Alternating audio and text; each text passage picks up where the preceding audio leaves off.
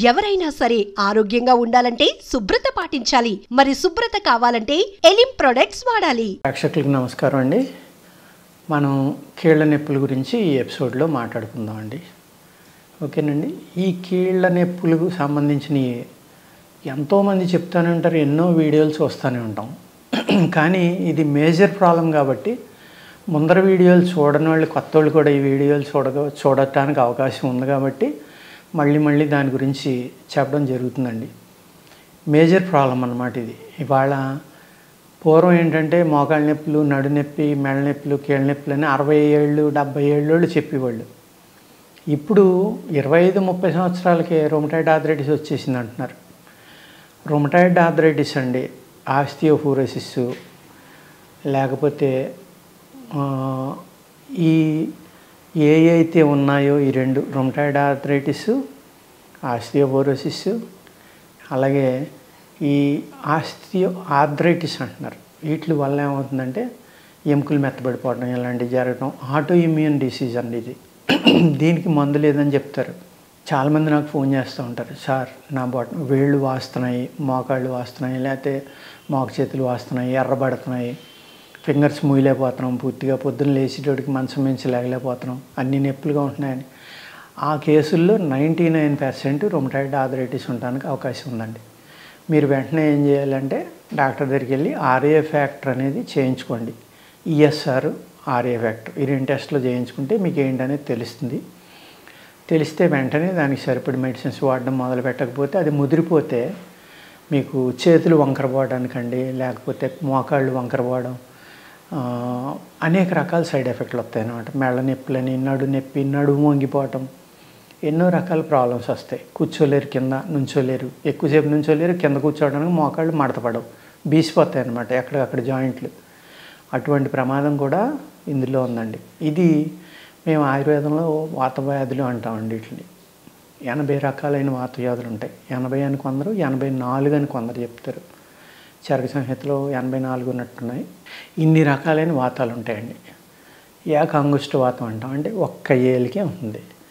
అలా అర్ధముఖ వాతం అంటామండి. ఇలా గీత గీసినట్టుగా ఎంత పెర్ఫెక్ట్గా ఉంటుందంటే మీరు ఆశ్చర్యపోతారు. ఈ పక్క డెడ్ అయిపోతూ ఉంటుంది, లేకపోతే ఈ పక్క డెడ్ అయిపోతుంది.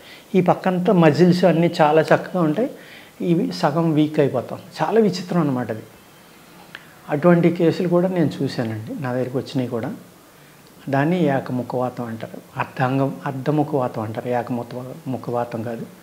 ఇలాగా ఈ వాతాల్లో అనేక రకాలు ఉన్నాయండి. ఈ రావడానికి కారణం ఏంటంటే మళ్ళీ ఆహారం దగ్గరికి వెళ్ళాలి. నేను కొన్ని ఎపిసోడ్లో చెప్తూ ఉంటాను, ఒక్కసారి భోజనం చేస్తే అతను మహాభోగి అంటారు, యోగి మహాయోగి అంటారు, 2 సార్లు తింటే భోగి అంటారు, 3 సార్లు తింటే రోగి అంటారండి పూర్వం. అర్థమైంది కదండి. మరి 3 సార్లు కూడా తింటలే, మనం 4-5 సార్లు తింటున్నాం. రోగి అవక ఏం చేస్తామండి, రోగులమే అవుతున్నాం. మెయిన్ ఇక్కడ కావాల్సింది ఏంటంటే మన శరీరంలో తిన్న ఆహారం పూర్తిగా అరగకుండా రెండవసారి తినటం అనేది చాలా బ్లండర్ అన్నమాట, చాలా ప్రమాదకరమైనది అది. ఆ విధంగా మనం తినటం వల్లే రెండోసారి తినండి, కానీ మధ్యాహ్నం సపోజ్ మీరు 7 గంటలకు ఉదయం మొదలుపెట్టారు, 4 గంటల దాకా మీరు ఎన్నిసార్లు అయినా తినండి. ఆ 4ంటికో 3ంటికో ఆపేయండి, ఇంక మళ్ళీ మొన్నటి 7 దాకా ఏమీ తినకుండా ఉండండి. అంటే అబౌట్ 12 అవర్స్ మీరు ఎంత ఎక్కువ గ్యాప్ ఇవ్వగలిగితే అంత అద్భుతంగా మీ బాడీ అనేది, మీ బాడీలో మెకానిజం మారి విపరీతమైన ఇమ్యూనిటీ పెరిగి మీకు ఇటువంటి ప్రాబ్లమ్స్ రాకుండా ఉంటాయండి. మీ బాడీ ఎప్పుడు కూడా ఆల్కలిన్గానే ఉంటుంది. ఎసిటిక్ నేచర్ అనేది మీ బాడీలో పెరగదండి. ఎసిటిక్ నేచర్ పెరిగిపోయి pH 5 అలా ఉండటం వల్లే మనకి ఈ ఆటో ఇమ్యూన్ ప్రాబ్లమ్స్ అనేవి వస్తాయండి. అంటే హషిమోటో థైరాయిడ్ అవనివ్వండి, లేకపోతే కీళ్ళ నొప్పులు, రొమటాయిడ్ ఆర్థరైటిస్ అవనివ్వండి, ఆస్టియోపోరోసిస్ అవనివ్వండి, ఆస్టియో ఆర్థరైటిస్ అవనివ్వండి, ఇవన్నీ కూడా ఈ ఆటో ఇమ్యూన్ ప్రాబ్లమ్స్. ఈ ఆటో ఇమ్యూన్ ప్రాబ్లమ్స్ రాకుండా ఉండాలంటే ఎలా ఉండాలి, మీ శరీరం ఆల్కలిన్ మెయింటైన్ చేయాలండి. అర్థమైంది కదండి. ఎసిటిక్ నేచర్ కాదు, ఎసిటిక్ నేచరే ఉంటుంది మన బాడీలో.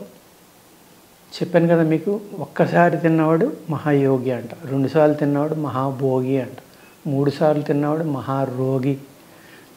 అర్థమైంది కదండి.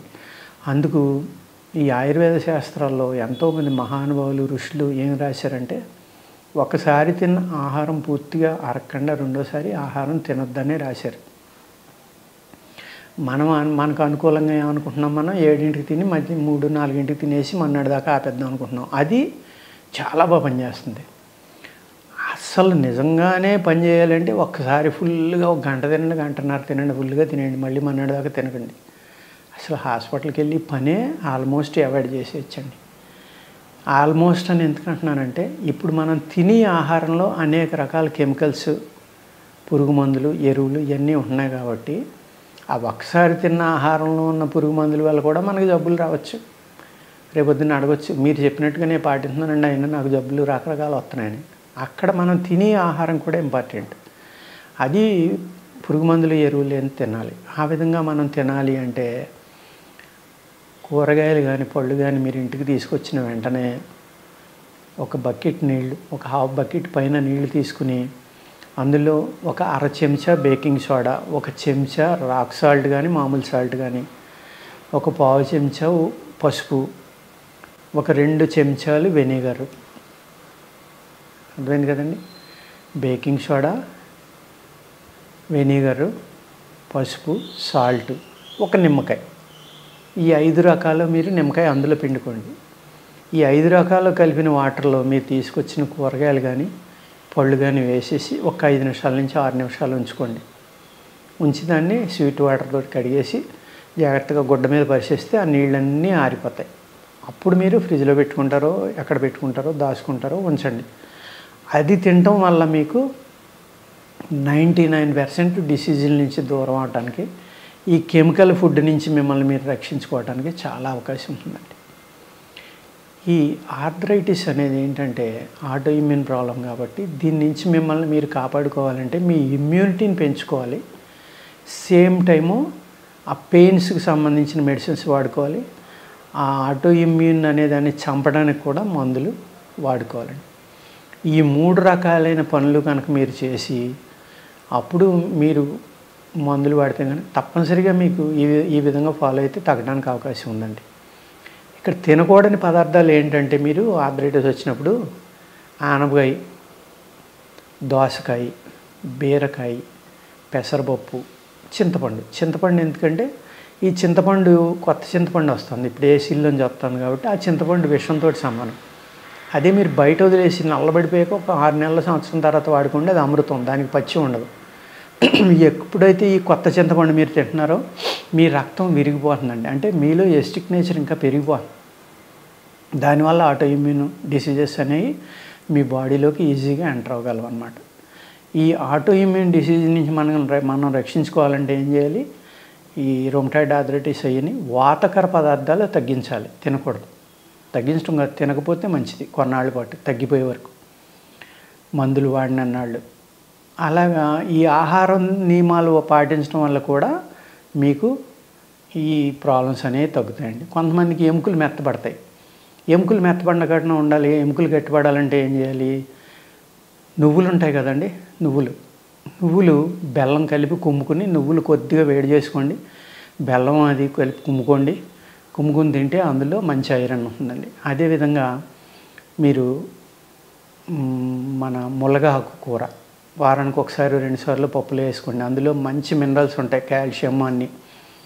ఈ మినరల్ డెఫిషియన్సీ వల్ల కూడా D3 deficiency, B12 deficiency, calcium deficiency, magnesium deficiency, వీటి వల్ల కూడా మనకి అనేక రకాలైన కీళ్ళ నొప్పులు, వ్యాధులు వస్తాయండి.